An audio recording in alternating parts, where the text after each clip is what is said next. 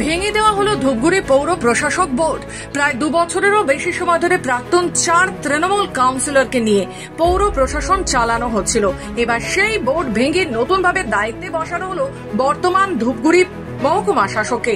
জানা গেছে, ধূপগুড়ি পৌরসভার মেয়াদ শেষ হয়ে যাওয়ার পর থেকেই নির্দিষ্ট সময় নির্বাচন না হওয়ায় প্রশাসক বোর্ডের মাধ্যমে পৌরসভার কাজকর্ম চালানো হচ্ছিল।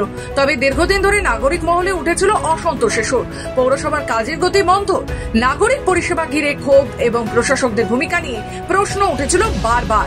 এই পরিস্থিতিতে পৌরসভা নির্বাচকদের দাবিতে একাধিকবার রাস্তায় নেমেছে মহকুমার নাগরিক মঞ্চ।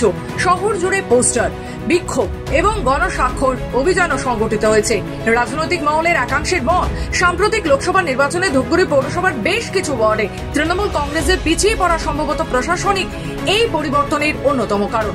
নতুনভাবে পৌর প্রশাসকের দায়িত্বে আসা ধূপগুড়ি মহকুমার শাসক জানিয়েছেন, মানুষের মৌলিক পরিষেবা যাতে সুষ্ঠুভাবে পৌঁছয় সেই দিকেই অগ্রাধিকার থাকবে। পৌরসভার কাজ আরো গতিশীল হবে, সব রকমের উদ্যোগ নেওয়া হবে। এটা তো একটা স্বাভাবিকই, শুধু ধূপগুড়ি নয়, এটা সারা পশ্চিমবঙ্গে ডিএম থেকে শুরু করে সব আধিকারিকদের এটা রুটিন মাফিক একটা বদল হয়েছে, সেটা করেছে। আর প্রশাসক বোর্ড সে সম্পর্কে তো আমি এখনো ওয়াকিবহাল নই। আমরা নির্বাচন চাই, কারণ এতে সমস্যার সমাধান হয় না।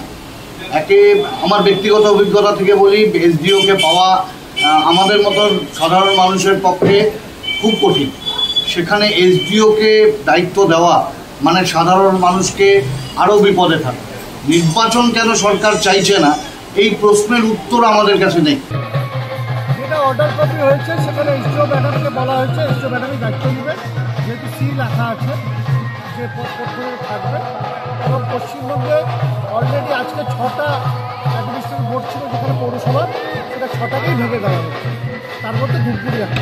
এবং সেই সাথে বদলি করা হয়েছে ধূপগুড়ির বিডিও এইচডিও দুজনকেই। কি মনে হচ্ছে যে এসআইআর কবে থেকে হবে, তার আগে এইভাবে বদলি? টোটালি প্রশাসনিক বিষয়, এত বড় জায়গায় আমি নেই যে এই ব্যাপারে প্রতিক্রিয়া দিতে পারি। লাভ নেই, প্রশাসক বোর্ড বলে লাভ নেই। প্রশাসকের কখন থাকবে না কোনো গ্যারান্টি নেই। পাবলিক যান পাবলিক হেনস্ত হবে রোজ রোজ। আমাদের প্রশাসক বোর্ড দিয়ে লাভ নেই এবং প্রশাসক কাউন্সিল দিয়ে লাভ না, ভোট লাগে। ধূপগুড়ি কাউন্সিলর দরকার ধূপগুড়ি লোকের।